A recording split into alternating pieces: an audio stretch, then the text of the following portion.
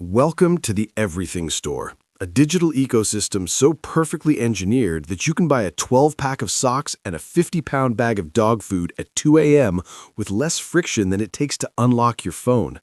If you have an Amazon Prime subscription, you aren't just a customer, you are a data point in a $500 billion experiment on the limits of human impulse. Here's the lie. Amazon Prime is a money-saving utility. You pay your $139 annual fee, or $159 if the 2026 price hike hit your region, and in exchange, you get free shipping, free movies, and free music. You've been told that if you order just 25 times a year, the membership pays for itself in saved shipping costs. But the promise? I'm going to prove to you, using the terrifying conversion metrics of one-click ordering, that Amazon Prime is actually a behavioral tax designed to double your annual spending through psychological manipulation. I'll show you the math that proves why free shipping is the most expensive thing you own. Why is a Prime member worth twice as much to Jeff Bezos as a regular human being? Let's look at the blueprint of the one-click trap. The trap isn't the membership fee. The fee is just the sunk cost hook.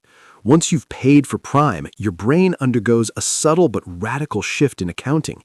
You start to view every non-Amazon purchase as a waste of your membership.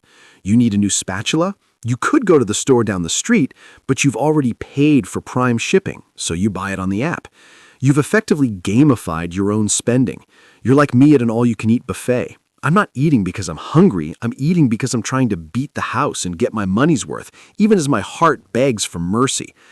Then there's the one-click button, the ultimate friction killer.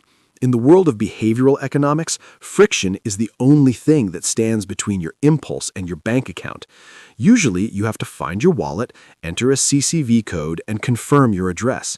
That 30-second window is where your logical brain has a chance to wake up and ask, do I really need a professional-grade marshmallow toaster? Amazon's one-click ordering, which they famously patented and guarded for years, deletes that window. It deletes the pain of paying. Brain scans show that when we use physical cash, the pain centers of the brain light up. When we use one-click, those centers stay dark while the dopamine receptors throw a party. It's like a digital Vegas. The lights are bright, the exits are hidden, and the house always wins because they've made it impossible to stop playing.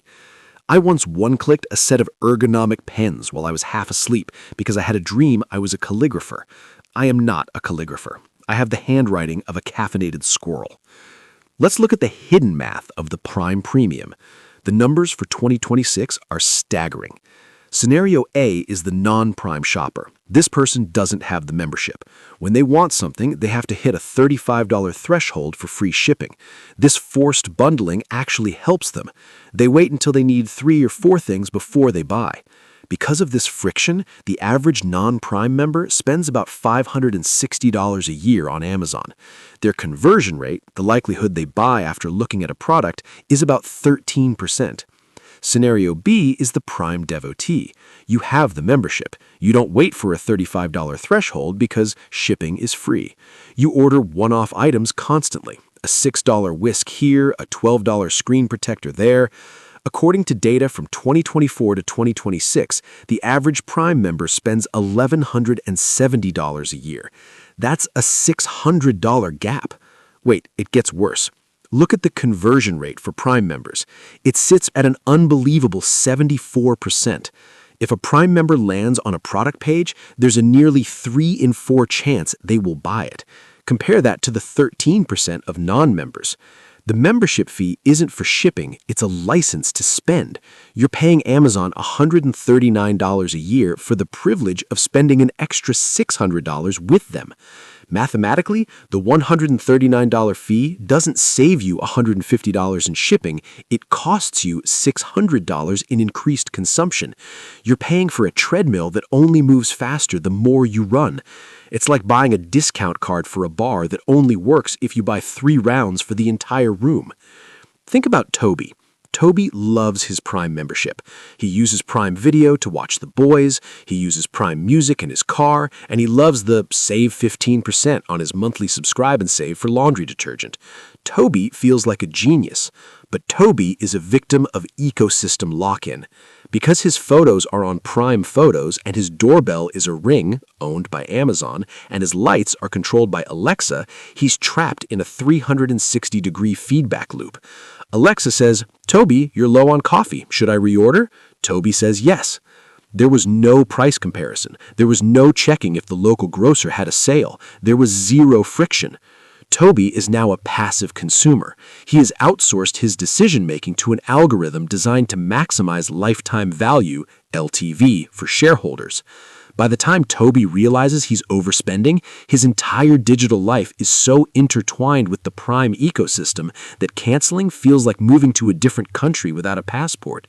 Toby isn't a customer, he's a tenant in Amazon's digital apartment complex, and the rent just went up.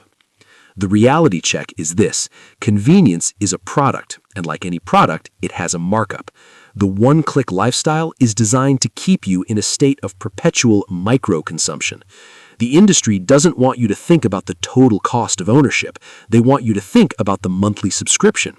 If they can get you to focus on the $14.99 a month, you won't notice the $100 a month increase in impulse buys.